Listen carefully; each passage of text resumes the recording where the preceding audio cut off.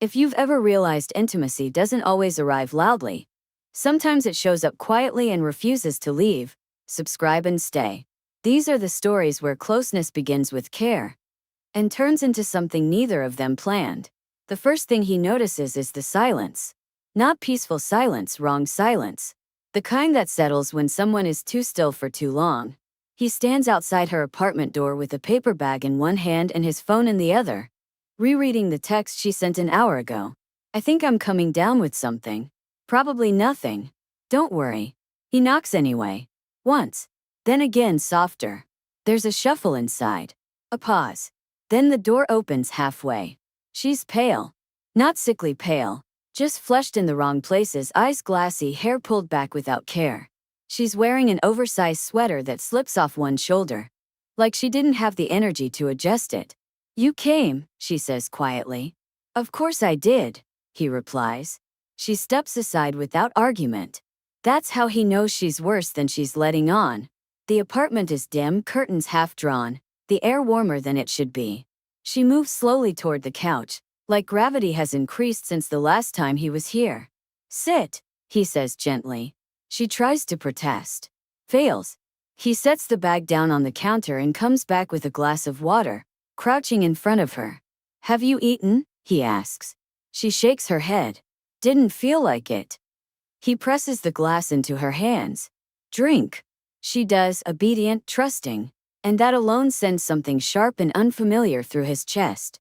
You didn't have to stay, she says quietly. I know, he replies. I'm staying anyway. She watches him over the rim of the glass, eyes lingering.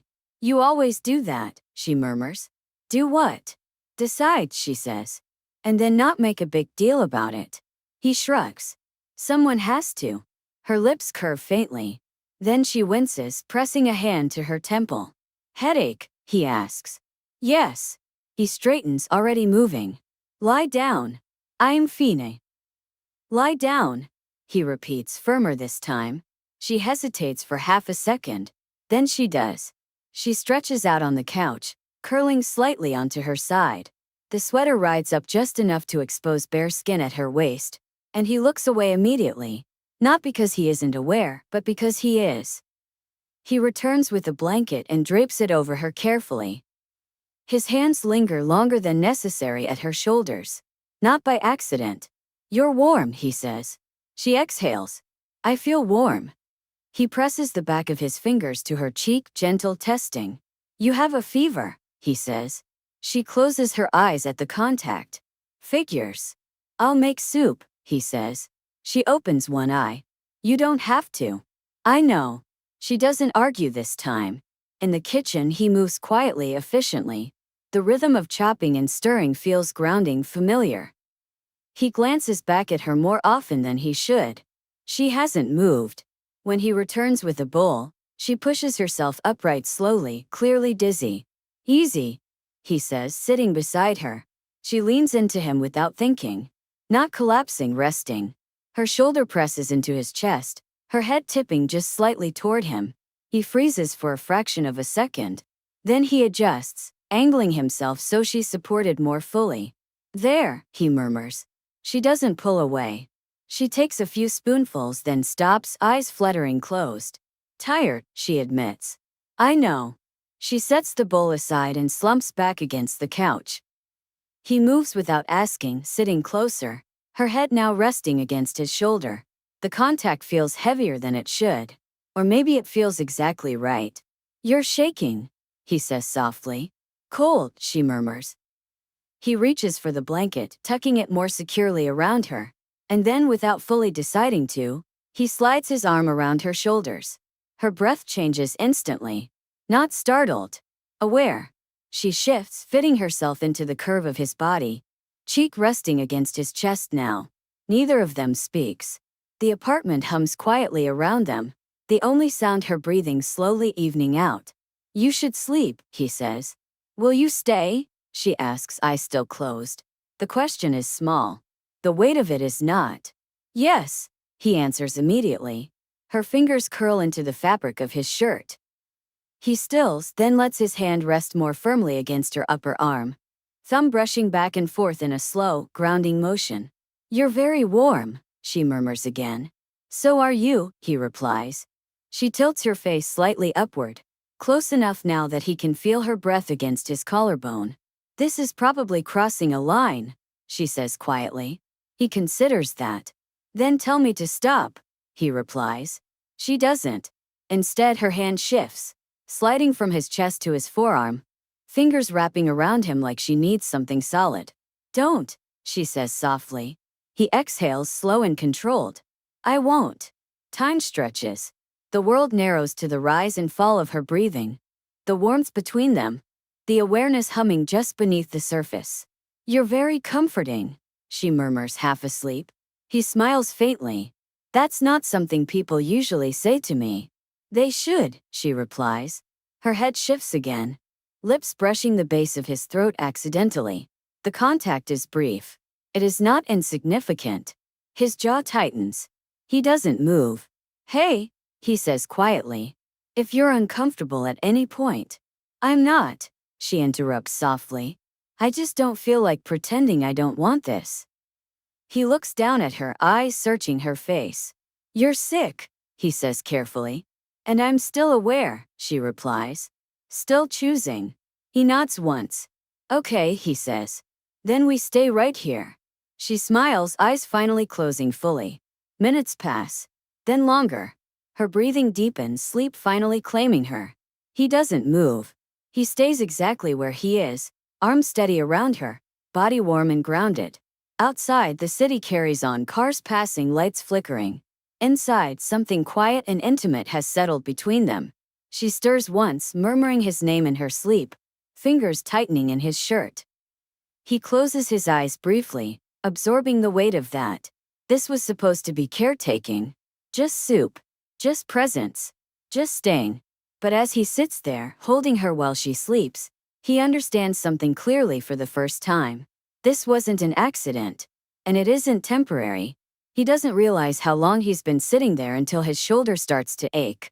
Not sharply, just enough to remind him he hasn't moved. She's asleep against him, weight warm and trusting, breath soft against his chest. The room is dim now, the only light coming from a lamp he turned on earlier and forgot about. Outside, traffic has thinned. Night has settled fully. He shifts slightly, careful not to wake her. She murmurs in response, fingers tightening in his shirt, face pressing closer instead of pulling away. Her knee slides instinctively against his thigh, fitting there like it belongs. He stills again. This isn't accidental anymore. Her fever seems lower now, her breathing steadier. He presses his lips briefly to the top of her head. Barely a touch, more presence than action. She stirs. "Don't go," she murmurs, voice thick with sleep. "I'm here," he replies softly. Her eyes flutter open halfway, unfocused at first. Then they sharpen when she realizes where she is, who she's pressed against. She doesn't move away.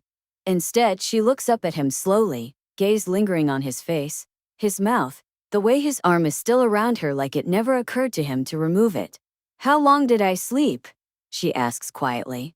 "A while," he says. "You needed it." She studies him for a moment, expression unreadable. "You stayed the whole time."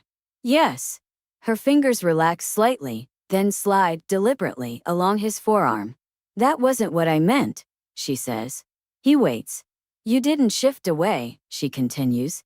"Even when I settled." His jaw tightens subtly. "No," he admits. Her lips part. "That matters to me." He nods once. "I know."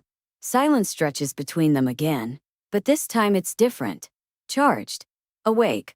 She adjusts carefully, sitting up just enough to face him, though she doesn't move far. The blanket slips lower, exposing her collarbone, the curve of her shoulder. He notices. He doesn't stare, but he doesn't pretend not to see. "Can I ask you something?" she says. "Anything." "Were you thinking about leaving?" she asks. "No." Not even a pause. Her throat tightens slightly. "Even when it stopped being just taking care of me?" He meets her gaze steadily. "Especially then." That does something to her. She shifts closer again, slow, intentional. Her thigh presses firmly against his now. Her hand moves to his chest, palm flat, feeling the steady beat beneath. "You're very solid," she murmurs. "So are you," he replies. She smiles faintly. "I don't feel like it." "You don't have to," he says. "You're allowed to rest." Her hand slides higher just a few inches. Fingers curl lightly into his shirt. "This feels dangerous," she admits. "Then we slow down," he says. She looks at him surprised. "You'd stop?" "Yes." That answer settles something in her. She leans in, not for a kiss yet, but close enough that their noses nearly brush, breath mingling. "I don't want you to stop," she says quietly. "I just want to know I could." "You can," he says immediately. She exhales, relief softening her shoulders. "Then stay," she says. "Like this." He nods. They sit there, faces close, bodies aligned. Her forehead rests lightly against his. His hand slides carefully to the small of her back, warm and grounding. "You make this feel safe," she murmurs. "That's the point," he replies. Minutes pass like that, no rush, no demand. Just awareness. Eventually, she shifts again, carefully swinging one leg over his so she's straddling him loosely, weight mostly still supported by the couch. He stiffens, not pulling away, not grabbing her, just registering. "You okay?" she asks softly. "Yes," he answers. "Are you?" She nods. "I feel clear."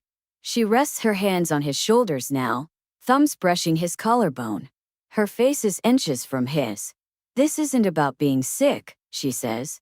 "I don't want you to think." "I don't," he interrupts gently. "I know exactly what this is." She searches his eyes. "Tell me."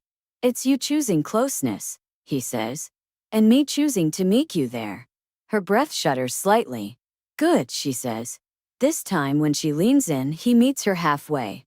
The kiss is slow, unhurried, warm. No urgency, just intention. Her lips part slightly, and his follows, pressure gentle but unmistakable.